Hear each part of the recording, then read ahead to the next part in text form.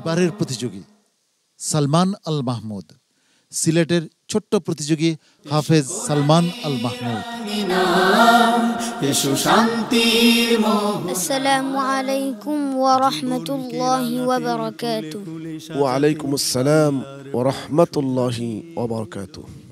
আউযু বিল্লাহি মিনাশ শাইতানির রাজীম। বিসমিল্লাহির রহমানির রহিম।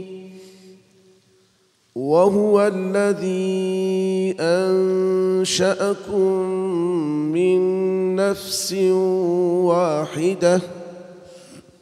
أعوذ بالله من الشيطان الرجيم. بسم الله الرحمن الرحيم.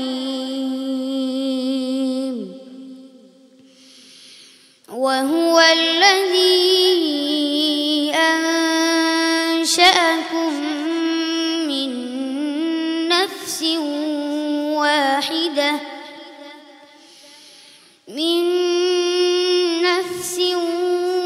واحدة فمستقر ومستودع قد فصلنا الآيات لقوم يفقهون. وهو الذي أنزل من السماء ماء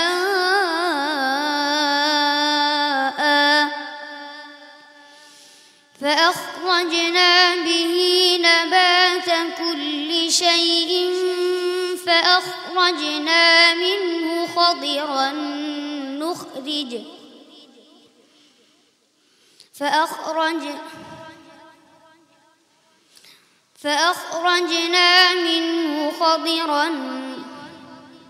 জি ঠিক আছে।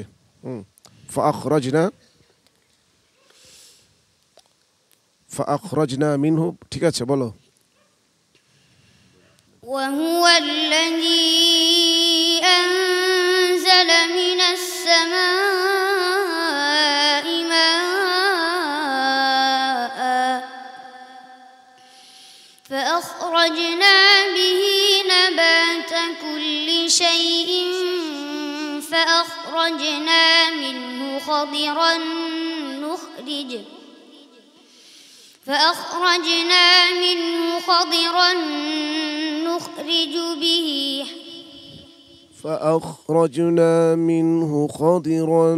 نخرج منه حبا متراكبا.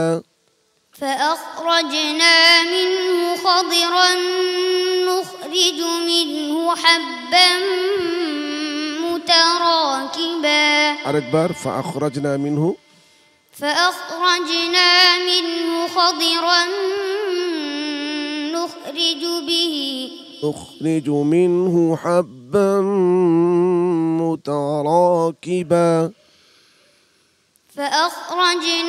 منه خضرا نخرج منه حبا متراكبا.